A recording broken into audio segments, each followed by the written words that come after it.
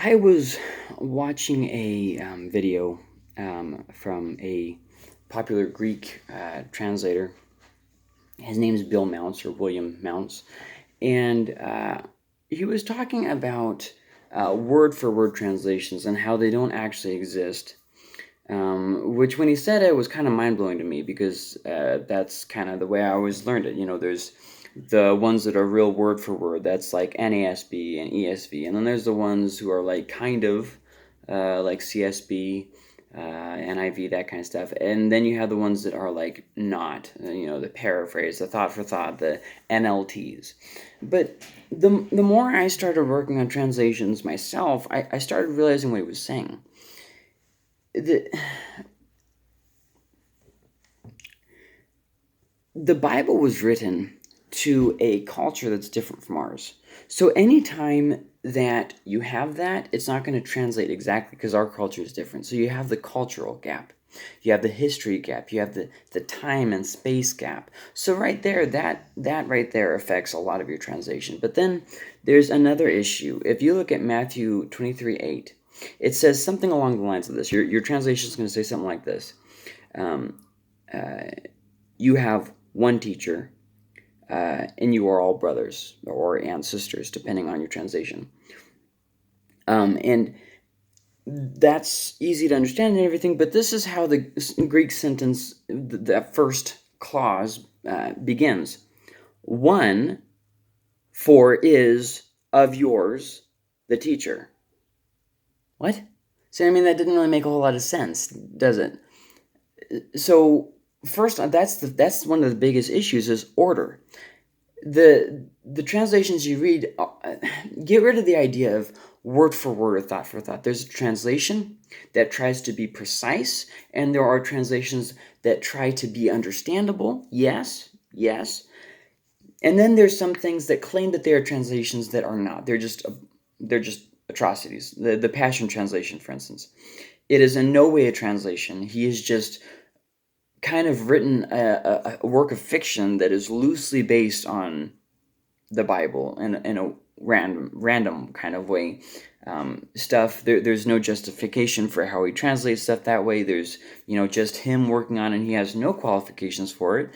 All these different things. So that's kind of a good example of that. But see, I thought that there was this big gap between like the New Living Translation and the New American Standard Bible, and there really isn't that big of a gap.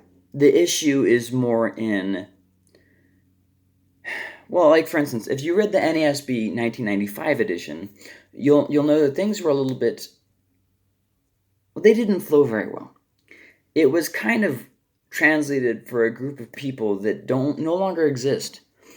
And they definitely did fix the majority of the problems with the 2020 release. Absolutely. But the NLT, the NLT isn't trying, New Living Translation isn't trying to change what has been written. It's trying to say it in a different way where there's not as big of a gap between when it was written and now. It's not like it's trying to take things out of context or say something that the Bible isn't. It's still trying to say what the Bible is saying. It's just trying to say it in a way that might be a little bit easier to understand. Now, the problem with that is sometimes, obviously, the translator can make mistakes, but that's true for word either, the more precise translations. So, going back to this Matthew 23:8 that I was talking about, the order of the words has been changed. So, it's not really a word for word. See what I mean? If there was a true word for word translation, it would be almost impossible to understand, because basically what is being said here, if I reorder it and don't make sense of it, so it was one for is of yours the teacher, you can reorder that into the teacher of you is one, or you can make it more understandable and say you have one teacher. See the difference there? The three stages of differences that I just walked you through. So first off, the culture there, he's specifically talking about Pharisees, and if you look at the context, but remove that and remove the history gap and all that, the 2,000 years and all that, okay? Just take that all away. You still have a sentence that, and if you just move it into English, it's pretty nonsensical. And then you have issues that with translation, words that don't even appear. Here's an example from let's see, where's this one? Mark 9:37, I guess. Yeah, and it says, "Who and," which is untranslatable, one of these children he receives epi, which this is kind of, it's gonna, you're probably gonna see translations say something along the lines of "in my name," in to anamati, in my name, or mu to anamati mu. But the problem there becomes epi is not real rigid in its translation, and then you have on, which is not even translatable. So you have another problem there, not just with order, but with how something is translated, which brings me to the next issue that I want to bring up, and that's the idea of semantic range. And this, I highly encourage you to check out Bill Mounce's different Greek classes. He's got Greek for the Rest of Us. He's got Basics of Biblical Greek. He's got books that go along with it. You can get his videos online. Yeah, I mean, just this guy has a lot of experience. Definitely worth considering the things that he says. So, I mean, obviously, you don't want to ever have one guy as this guy is faultless. He never makes mistakes. With that being said, though, the semantic range. Words can have really a wide range of meanings. This is basically the way oversimplification of why some Bibles say brothers and sisters, and some Bibles just say brothers. Given the context and the way that things translate, brothers and sisters in a lot of contexts seems like it's actually the right one. Why? Well, because Christians can be boys or girls.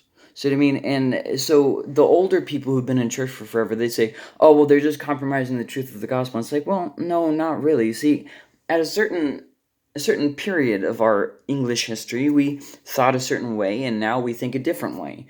And so, whereas the Bible doesn't change, the translation absolutely has to stay current. If the translation isn't current, it's not much of a translation.